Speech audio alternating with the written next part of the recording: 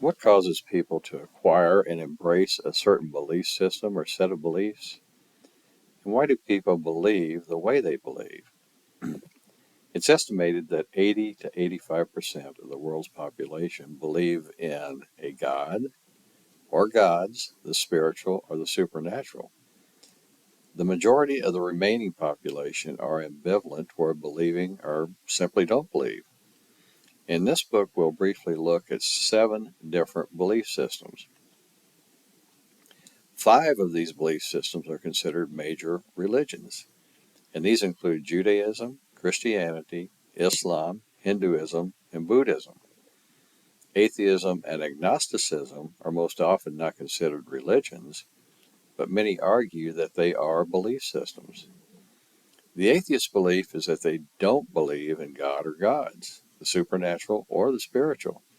The agnostic's belief is that there may be God or gods, the supernatural or the spiritual, but there's really no way of knowing if they exist.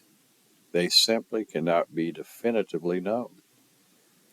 The title of this book has a purpose. It's intended to convey 2 meanings. The first is exclamatory in nature. The punctuation would be, "What a God!"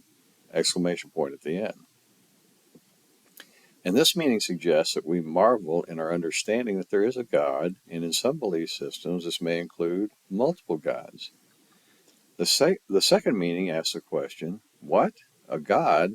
Question mark at the end. And one answer to this question suggests that we simply don't know if there's a God. There may be a God or some kind of supernatural or spiritual force, but at least for the time being, humanity has been unable to ascertain their existence. A second answer to this question is a response from those who absolutely and explicitly proclaim there is no God, and there is no such thing as a supernatural or the spiritual. They believe God, the supernatural, or the spiritual is a fabrication which originated in the minds of the superstitious.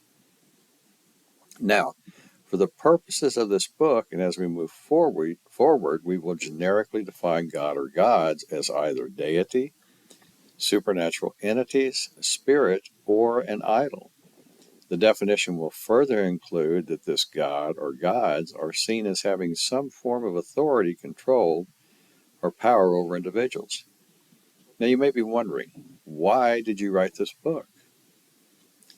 Well, others may feel, as I once did, that they don't have an adequate answer to the question, is there or is there not a God? The intent of this book is to primarily cause readers to consider and reflect on this question.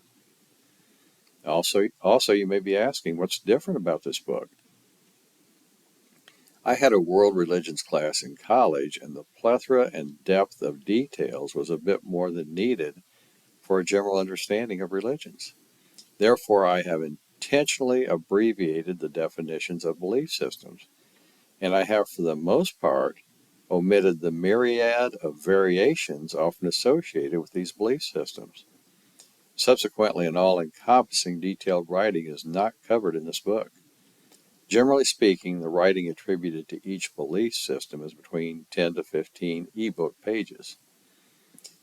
The goal is to put forth a synopsis or a basic understanding of each belief system.